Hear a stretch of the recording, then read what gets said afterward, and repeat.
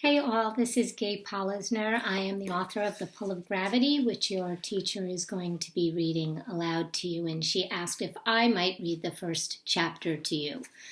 As you can see, I am not prepared to be on camera, but since we're all in the middle of this crazy coronavirus world together, I figured you'd forgive me, and I'm not getting all This is it. I'm not getting all fixed up. So, The Pull of Gravity is the first book I ever got published. It's the first young adult novel I wrote. I wrote two pieces of women's fiction before that, but those never got published. And then I wrote The Pull of Gravity and then had several other young adult novels published after it. But this is, as they say, my baby.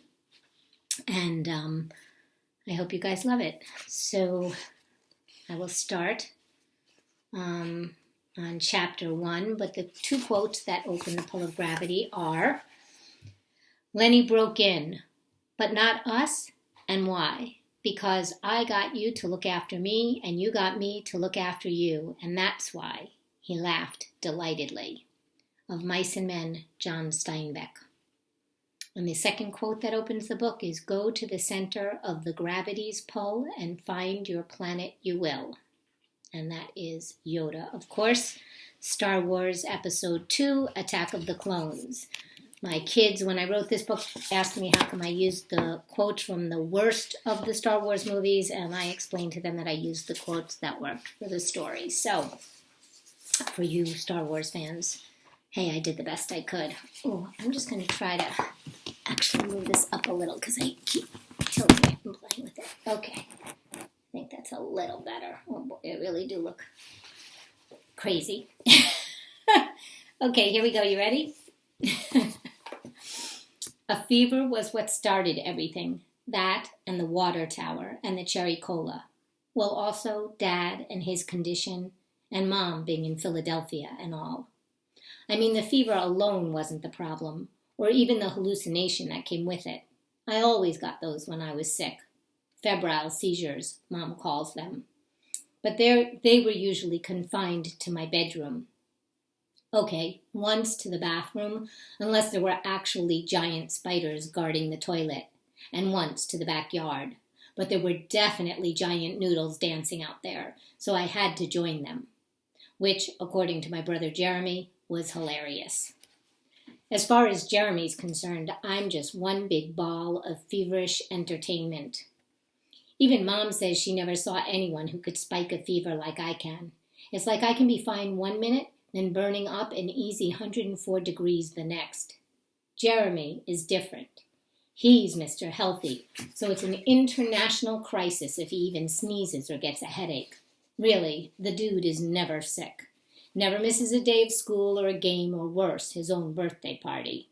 It's like my folks had him, then spent the next 3 years saving up the sick genes and popped me out to deal with them.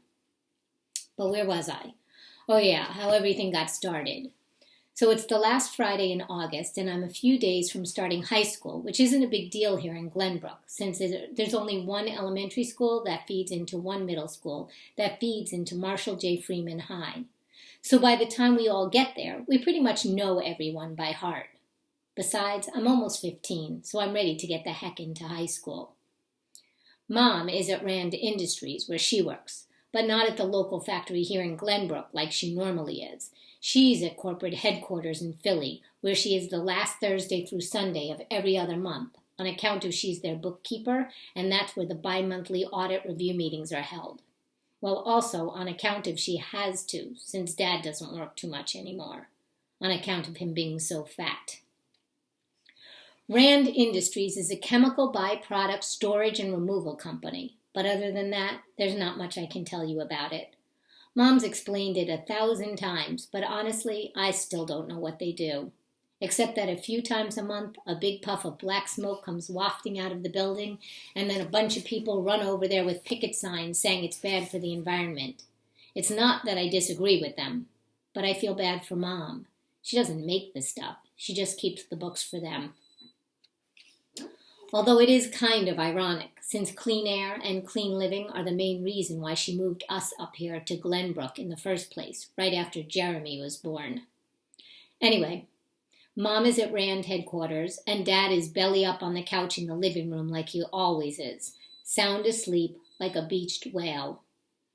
I walk over and tap him on the stomach with my lacrosse stick, which I'm carrying around in my boxer shorts because I have this fever and I'm half in and half out of sleep and clearly ramping up to hallucinate.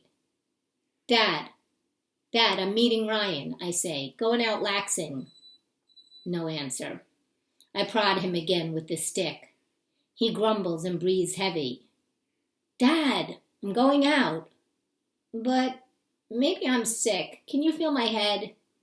He rolls on his side, his gigantic belly hanging over the edge, and for the millionth time in the last few years, I wonder if he's close to dead. But as I head to the front door, he manages, "Other way, kid, you better go back to bed." Now, if you think I'm exaggerating about the fat part, I'm not. My dad is seriously fat. At last count, 395 pounds of jiggling, miserable fat. And add to that, just plain miserable. Of course, he didn't start out that way. Sure, he was always big, which makes you wonder why I stay so freaking skinny. Barely 110 pounds soaking wet on a good day. Seriously, my ribs show. Not cool for a guy who's entering high school. But Dad was always a jolly sort of big, like a solid 250 or something. Then, after his heart attack a few years ago, he had to take time off because of stress and depression and all. And he got fatter and fatter by the minute, which was like a vicious cycle because he lost his job as a desk editor for the Albany Times-Union, then sat around home writing daily dinky editorial pieces for the Glenbrook Weekly Sun, which made things worse since the Albany paper was already a huge step down from the New York Daily News, where he used to work before Mom dragged him up here to the sticks, which is what my dad calls any place more than 15 minutes away from Manhattan, where he used to live before Jeremy and I mucked it all up for him. But anyway. So, the more that I think about it, I guess it wasn't just the fever and the cherry cola and the water tower that got everything started, but also Dad's situation. Or maybe it was actually the Scoot's turn for the worse that really set things in motion. As hard as I try to pinpoint it, maybe it wasn't one thing that led me to J.C. Amato and the craziest weekend of my life. All I know is once it started, it just was. Spinning in motion, I mean. And then nothing was the same. So that's chapter 1 of The Pull of Gravity, and I hope you guys love the book. If you have questions for me, you can always reach out to me on Twitter, email, Instagram. Your teacher knows where to find me. If you love the book, share it with your friends. That was actually really fun. I haven't read aloud from this book in a long time, so thanks for that. Anyway, everybody stay safe, wash your hands. Love your friends. See you later. Bye.